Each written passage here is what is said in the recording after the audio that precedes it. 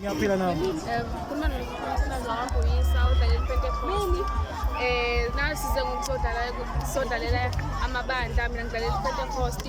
Sidlala igame okuqala sawina nesibili sawina ngidlala ishooter njengoba nibona angigcedi. Asuke madoda.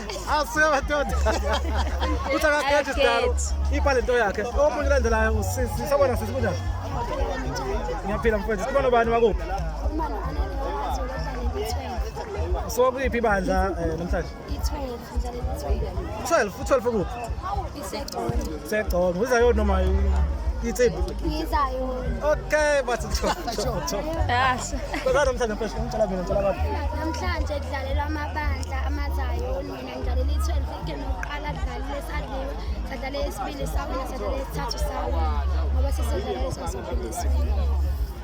Bawina abantu namhlanje ngazi sengilaba futhi sisami kuphila kunjani? Ngiyaphila wena njani? Ngiyaphila mfethu tshela abantu ukuthi ubani usukaphi? Uma nesamukelo wakaZulu ngisuka eGconco ngisodlalela i-12 usisikaDownti. Asuke madoda. Tshela ngihambe kanjani dlale kanjani nje kwamanje? Wona ke endaweni zokudlala kudlale kahle kimi yokuqala siwinile igame esibili siwinile esithathu futhi sophinde sibashaya.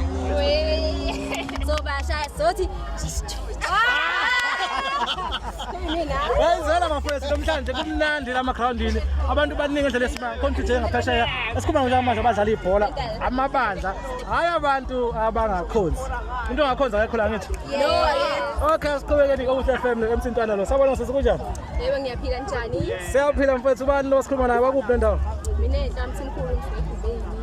Ngidlalela ibandla lasePentecost. sukaphi Sidubeni. kuphi nedube Idube lona lodwa. indawo zethu ngabaqulu ngawuphi Le esathi ngasemsikoleni eXhosheni. mkhaya wami lo okay sike lapho namhlanje nenzani Sizodlala la emagrawundini sidlalela abantwana. kambe kanjani senjayile besozala Igame yokuqala siwinile, igame yesibili saphinde sayiwina. Nesithathu futhi sobenzela njengoba ngiyisenta nje khona into engenzayo. isenta bazalwane ayizwela okay mfowethu sabonga another